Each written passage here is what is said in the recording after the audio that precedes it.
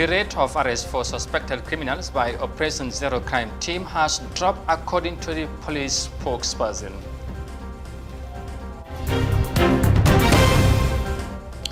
Egypt has launched a religious awareness campaign for young people to combat against extremism.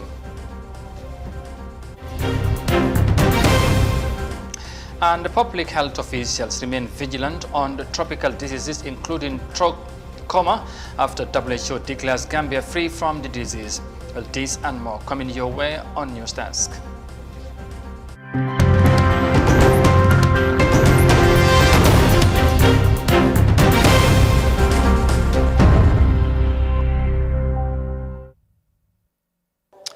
Hello, this is Africa TV and many thanks for joining us. I am Amadou Kante and now the news in detail.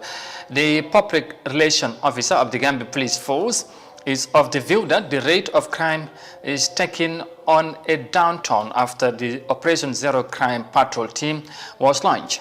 The joint security operation has effected the arrest of more than 400 suspected criminals in different parts of the Greater Banjul areas and the West Coast region in the month of April. Fatma Kasim has more details of that in this report. About 200 from the list of suspected criminals were discharged for not having connection with any crime, leaving 200 more in police custody since the launch of the operation targeting criminal hideouts. Relying on the daily statistics of these arrests, police spokesperson Superintendent Lamin Jai noted that crimes are noticeably going down. Well, using the figures that we have been registering from the beginning of the Operation Zero, you will realize that as we continue, the figures were dropping. It went to a point, in fact, in West Coast region, we patrolled at some point in time with no arrest. In Banjul, you patrol the whole day or 2 days or so with no arrest. And then same thing applies in KM, and that tells you that the trend is kind of going down, because at the beginning when we started the operation, we were able to arrest up to 117 people, if I remember well. And so if you go down the line, you realize you are not arresting at all. That means, of course, most of the criminal hideouts are being dismantled, and so therefore the people are already either under custody or being processed in court, so therefore the rate has to go down. He explains that the arrests were not randomly done. Instead, the police rely on its intelligence to identify places being used as safe haven for people who have either committed or are about to commit crimes. Really, our officers, when they go out on patrol, they gather intelligence first before they go out on patrol. And so the intelligence will point out to certain locations and certain areas which are frequented by people who commit crime or people who are about to commit crime. And so these are the areas that they target. Not every day people going about their business. Those are not their targets. But if they go to certain Indian places that are part of the intelligence that they have gathered, then they will find individuals there. In fact, at certain instances, they found people with evidence of suspected stolen properties, or they found them with instruments that are breaking and stealing instruments. So those are all evidences to show that these individuals within this particular location are connected in one way or the other to some form of crime, and therefore they need to be subjected to further investigation. The police force is now looking up to expanding this form of joint operation to the rest of the regions. Very well. In fact, as we are on this Operation Zero, although the fact that the numbers are coming from, the reports that we are receiving are coming from, most of them are coming from Greater Banjul and West Coast region, is the fact or the reason why, in fact, the operation is coordinated within these three regions. But simultaneously also, other regions are conducting their own patrols, because the same services that we have here are also existing in all the regions, and they are also having their own task force, and they are patrolling within their regions as well. Among these cases from the patrol operations, non-documented immigrants were handed to the Immigration Department regulations, while those with suspected drugs were referred to the Drug Law Enforcement Agency. Meanwhile, more than 60 people have been charged for crimes relating to going armed in public, breaking and stealing, drinking and driving, among others. For iAfrica News, I am Fatoumata Kasim. The number of arrests of suspected criminals has declined according to the police PRO there. Now, Egyptian authorities have launched a religious awareness campaign to educate the youth, especially those unemployed, about the moderate Islam practices. The move is meant to enable moderate Islam teachings accessible for everyone as part of efforts to combat extremism. The initiated program has brought together different parties, including the media, to renew the religious preaching practices. Here's more details of that in this report. Egypt is establishing communication channels with the youth and the unemployed to educate them on moderate religious teachings. The Ministry of Endowment, the government's arm in managing mosques and public religious lecturing, is leading the project. It has partnered with 20 universities and the National High Media Council to spread educational lectures. The aim is to make moderate Islamic teachings available to everyone, in the hope that it will stop them from being recruited by terrorists. There is an ideological conflict between those who want to build and those who want to destroy. In this conflict, there are those who strongly believe in the nation and others, unfortunately, are against the nation entirely. Both won't change their stances. The majority are those in gray areas. People who could sway to either side, those people are our target. The country has named 2021 as the Year of Religious Awareness. The Ministry of Endowments partnered with universities to provide free graduate studies programs for religious lecturers. We are renewing the religious preaching methodologies. We are working with the High Media Council on several tracks that include educational lectures, awareness and televised content. We are relying on a number of well-trained men and women, preachers and journalists, to build awareness about proper religious matters. The religious educational program complements Egypt's 2045 vision for the Sinai, a comprehensive economic plan that aims to create jobs for the youth. The government believes that both programs could diminish terrorist groups' recruitment chances and put a final end to their threats.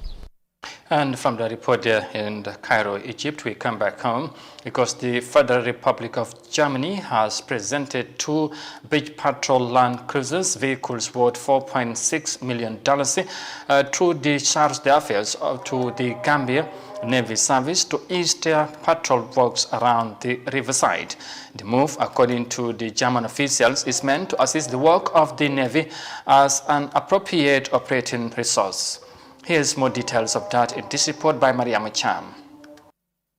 The vehicles will help strengthen the patrol activities of the Gambian Navy along the coast of the River Gambia. The Gambian Navy is responsible for patrolling the coastline against illegal activities ranging from human smuggling, trafficking, among others. Bon Banisht, liaison officer of the German Federal Police, says the 2 cars came in as grants from the German government to support the work of the Navy. The states of the European Union are financing a project realized by our Spanish colleagues from the Guardia Civil, and the Gambian Navy profits from trainings in order to improve the surveillance and the protection of Gambia's smiling coast. I have the great honor to hand over 2 functional brand new Toyota cars, thank you, worth $4.6 million as a grant from German taxpayers, you may say, to our Gambian partners, represented by the Gambian Navy.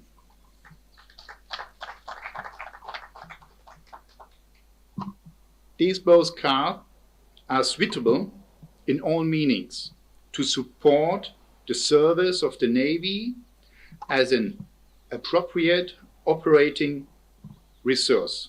Madani Senghor, commander of the Gambian Navy, commended the gesture, saying that it will help in curbing human smuggling, among others. Such gestures are necessitated by the need to curb the challenge of illegal migration, human trafficking, and human smuggling by boats. It is, however, important to note that the major drivers of irregular migration or the push factors in our region include, but not limited to, the unemployment and the lack of opportunity for the youths, who are the main participants in such ventures. Such journeys have recently contributed to exacerbating the political, economical, and social challenges of both the countries of departure and the countries of disembarkation. Meanwhile, Mrs. Isabel Bloch of Charter Affairs in the Gambia emphasized the importance of the Gambian Navy in terms of surveillances, adding that the Navy's work cannot be effective without using proper equipment. The Gambian Navy helps in activities taking place along the coastal areas of the country, ranging from rescuing people, addressing human smuggling and trafficking, among others. Reporting for iAfrica News, I am Mariama Cham. The Gambian Navy receives 2 vehicles from the German government as part of efforts to combat irregular migration and human trafficking. Now, the assessment of damages caused by the recent fire outbreak in Cape Town has commenced after the firefighters managed to contain the wildfire.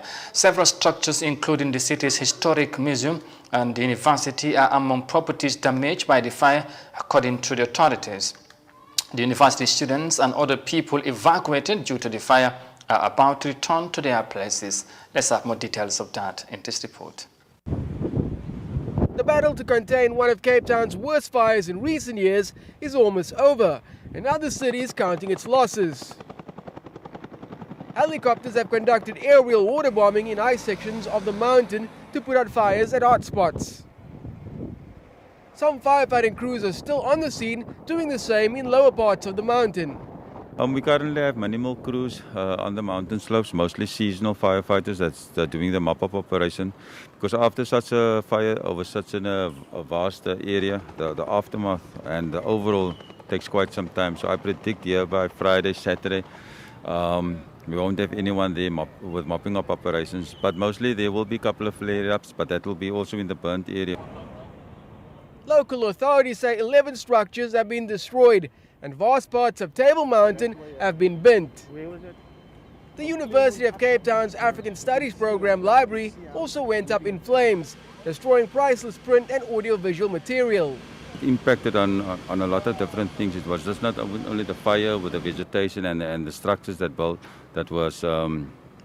damaged in the fire. The iconic structure, the Mostard's Mill, that was now damaged, and most probably the damages at the UCT, the Jagger Library, where they needed a structural engineer to see, obviously with the structural integrity of the building, does it need to be rebuilt.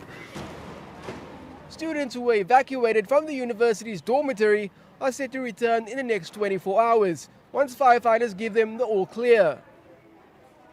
Many Cape Town residents volunteering at the fire station are also set to stand down. While the flurry of activity at this central fire station has all but died down, donations of food and drink continue to pour in for firefighters who remain in the mountains tending to the hotspots. And those hotspots are being monitored very carefully by authorities, who are also checking on the 4 firefighters who were injured while trying to put out the blaze. The firefighters there in Cape Town managed to contain the fire outbreak that caused several damages in the city. And from the report there in South Africa, we will now take a break and come back shortly with the remainder of the story. Stay with us, we'll be right back. The pride we take in our brand, the work we put in to constantly change the landscape and elevate real estate in the Gambia, it's compared to none. From inception, our goal was to add value to the beautiful Gambian landscape. That's why we are proud innovators of community estates. Kololi Sands is an exceptional piece of work, tailored for ultimate convenience and luxury, to bring you an element of finesse that is rare but unique in its own. This is also our pride and joy, and we welcome you to the exquisite beauty right here in Kololi and right here on the waterfront. Kololi Sands, feel the ocean breeze at your doorstep.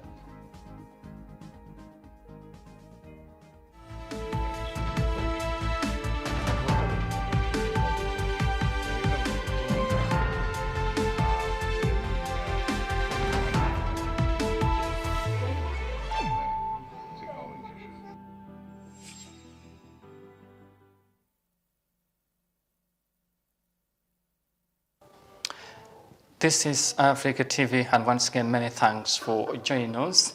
Now, the program manager of the trachoma disease at the Ministry of Health, Sajo Kanyi, has told Africa TV that the country is well prepared to tackle the resurgence of trachoma and other neglected tropical diseases. This comes following the World Health Organization's confirmations for the elimination of trachoma as a public problem in the Gambia, becoming the second country in sub-Saharan Africa to register such a milestone. The CC has the rest of that in this story. Trachoma is the world's leading cause of infectious blindness and is part of a group of conditions known as neglected tropical disease. According to the Health Ministry, the elimination of trachoma as a public health problem in the Gambia is a significant contribution towards the attainment of the National Development Plan and the Sustainable Development Goals. The program coordinator of trachoma disease at the Health Ministry, Sajo Kanyi, said the country is ready to tackle the resurgence of trachoma and other neglected tropical diseases. Level of eye care delivery in the Gambia is at 3 levels. One, in the community, we have the village health workers, we have the nyateros, we also have the community-based champions. These are there to provide awareness, to provide information and education about eye health, and also to provide refer patients to the community. We've been also collaborating with the traditional practitioners. As you know, in the villages, most of the point of call for many people is the traditional practitioners. What we did was to collaborate with these traditional practitioners. At the end of the day, we've seen them referring patients to the hospital. We've also used the traditional communicators, the Kanyelangos, in the community to spread eye health messages to the people. So all this played a very important part. And as I'm talking to now, we have 24 primary centers in the Gambia where ophthalmic nurses are based. Their role is to be able to see eye patients and also conduct simple minor operations like lid surgery. In the 7 health regions, we have 7 secondary eye units which are manned by cataract surgeons, and their role is to ensure that their role is not only based at the facility but also responsible for the eye health of the region. And all referrals of these patients come down to Seaside, which is the main tertiary center. So we have the infrastructure, we have the capacity, we have the human resources. All what we need is more support for this trachoma surveillance. Mr. Kanyi explained the risk factors of the disease on patients who suffered from trachoma, saying women and children are more vulnerable to the disease. The patients, first of all, they will complain of, as I told you, it starts with simple conjunctivitis. If it is not treated, repeated infection leads to trachoma.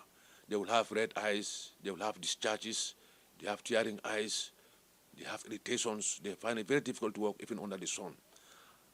This happens in children. As they grow older, what happens is there is scarring of the eyelids, the eyelashes, instead of turning outside, they are turning inwards, rubbing against the cornea. So if we don't do the correction, what will happen at the end of the day? They will end up having a ruptured globe and the patient will lose the sight. So basically, these are the complications that patients suffer from trachoma. So with proper treatment, you can stop the infection and also correct the inturning eyelashes. Instead of rubbing on the eyeball, you can correct the situation. So the patients will not suffer from that blindness complication. Trachoma is the disease of the eye caused by infection with the bacteria Chlamydia trachomatis. The disease is a public health problem in 44 countries and is responsible for the blindness of about 1.9 million people, according to the WHO. A March 2020 data appear to show that 137 million people living in trachoma endemic areas are at high risk of blindness. Trachoma disease has been an epidemic for the Gambia, and the fight against the disease began decades ago. In 1986, a medical survey found that trachoma was the 3rd leading cause of blindness in the Gambia. However, the Ministry of Health described the elimination of the disease in a press statement on Tuesday as a milestone which resulted from a strong partnership that supported the implementation of the Gambia Trachoma program. Reporting for iAfrica News, I am DCC. The WHO declares Gambia free from the trachoma disease, and we say congratulations to the health workers. Well done. Now, finally, to Ghana. because Ghanaians health personnel have expressed concern over misconception of the COVID-19 vaccines, thus warning the public against spreading fake news of side effects relating to unrelated to ongoing vaccinations. About 800,000 people have received the AstraZeneca's jab so far since the immunization campaign began last month. The government said it is expecting more doses of AstraZeneca's vaccine as part of efforts to widen the vaccination program. Here's more details of that in this report. Adehamond falls within the last group of people to be vaccinated against COVID-19 in Ghana, per the country's rollout plan, which is by the end of the year. But she's uncertain about taking the shot. I heard some people died in the UK after taking the vaccine. Here in Ghana, some people complained of side effects after getting the shot. I don't know what will happen to me when I take the jab, so I'm afraid of the COVID-19 vaccination. More than 800,000 people in Ghana have so far received the first dose of the AstraZeneca vaccine. The initial phase targeted healthcare workers, journalists, and vulnerable groups when it began in March. Health experts say misinformation about the potential side effects of COVID-19 vaccines and fake news could be preventing people from getting vaccinated. The people who are good at explaining and sending messages are the bad news. Is the one that travels very fast, because you don't need too much to say that the vaccine is not good. You need to spend more time before you explain to the person that the vaccine is good. Rabiu Alassan is part of a WHO Africa network of fact-checkers trying to fight misinformation about COVID-19 vaccines and the pandemic. When we had reports that some European countries had suspended the deployment of the vaccines because of blood clots, I think one important step that we took as the WHO Africa Infodemic Alliance was the swift nature. The Secretariat sent us the verified information with regards what had come from the European Medical Agency. So quickly we put out that information with regards the credible information that had come up. Ghana says it expects to receive more doses of AstraZeneca vaccines next month. It will use it to roll out the second shot to people that have already received the first dose. Ghana aims to vaccinate 20 million people by the end of the year. Experts say people like Adehamond need to be convinced to take the shot so the country can achieve herd immunity.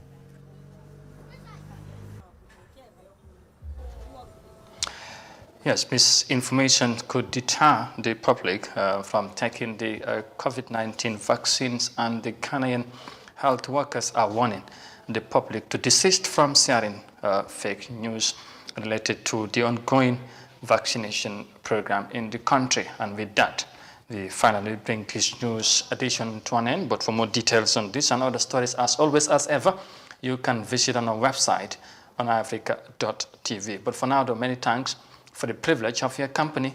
Thanks for watching. Stay safe and bye for now.